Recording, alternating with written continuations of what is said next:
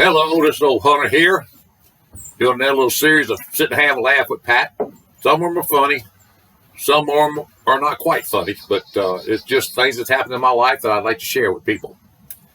Okay, in 1982, well, I hurt my back out of Chevron probably about 71 maybe. And I finally got the company to send me to a specialist over in New Orleans so they had checked my back out because at times I couldn't hardly even walk. When I got over there, he checked me out. The nerve going to my left leg was just about eaten two from my back. I had 5 vertebrae that was blown out and 3 of them completely gone up with bone on bone. And he told me the only thing he could do, never put me back 100%, but he might relieve me a lot of the pain I was going through, was to fuse my back together.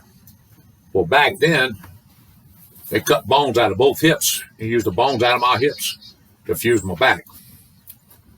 Well, I worked out there until I think it was around 1985, and I was having a hard time really doing real heavy work, and they offered early retirement. Well, I talked over to the wife, and she said, "Well, I ain't worried. I know you'll make a living," because at that time I had a nice size shrimp boat, and I shrimped on weekends and stuff, and it was paid for.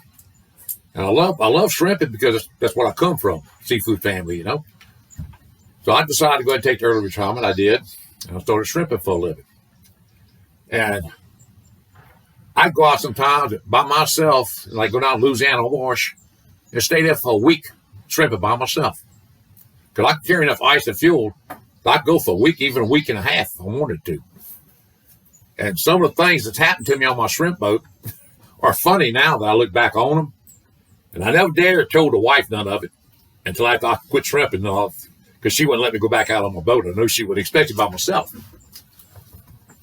One night I was out close to the tugboat channel shrimping, and I picked the net up, and I had a boom that swung out over the side of the boat with a block and tackle, and I had a 1-inch gnawline rope that the block and tackle was hooked to, and I had what I call a cinch line.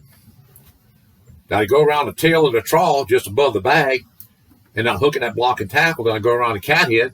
I pick it up, swing the boom over the boat, over the back of the boat, and I dump everything on the deck. Sometimes it might be a ton of stuff, fish, crabs, shrimp, everything. You know, a lot of weight there. Well, normally I pull that block down, and I would hook it until my whip line. I had splices in it. And the boat was rocking. It was a pretty good little north wind, and the boat was rocking like that. Well, when I bent down to get the cinch line loose, I didn't realize it, but the boat had rocked, and that block, and I'm talking about a block this big, I'm talking about weight probably 5 pounds. It swung out. By the time I reached, I got the cinch line, when I raised up, it caught me right between the eyes, and down on the deck I went. I don't know how long I was out. When I come to, the boat was still going in circles. I had the wheel tied off. And I had a big old knot that looked like a unicorn. That could have been the end of me if I'd have fell overboard and hit me. If I hadn't fell back on the deck, if I'd have fell forward, I would be doing this right now. Another time, I was over in Louisiana Marsh by myself, of course. And you got what they call a lazy line. It ties just above the bag of the trawl, and it has a snap where it hooks to the trawl boards. Whenever you get ready to pick the trawl up and dump it, you put the boat in a circle, you took that lazy line, you went forward around a snatch block, and you went around the cathead, and you pulled the trawl around, and that's when you picked it up with the whip line and dumped it. Well, when you get ready to put it out, you straighten the boat out, and you usually run pretty fast, and the tail of the trawl just automatically goes back straight behind the boat. Well, I wasn't watching what I was doing, and I was already letting the boards out, and them boards were like 6 foot. They probably weighed 400 pounds apiece.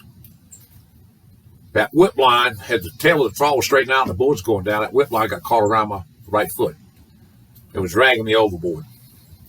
Well, I caught a hold to some of the rigging, wrap my arm around some of the rigging. I stretch out like a guitar string. And I knew just any minute I was going to be holding on much longer. And if I don't went overboard, it would have just drug me down. I'd have drowned and no way to get loose.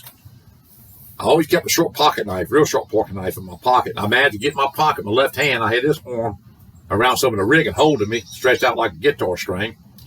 And I opened up my teeth and I cut the line. That's the only thing that saved my life. That was a close call, too.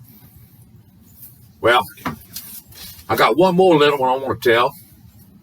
And you see some pretty amazing things out there, especially at night. You see a lot of things up in the sky that you don't know what they are and all. But I went out to a place called Petty Boy Island, and I was shrimping in a deep trough alongside the island because I was catching great big jumbo shrimp. I wasn't getting a bunch of them. But when you get $7 a pound for them, it don't take a bunch.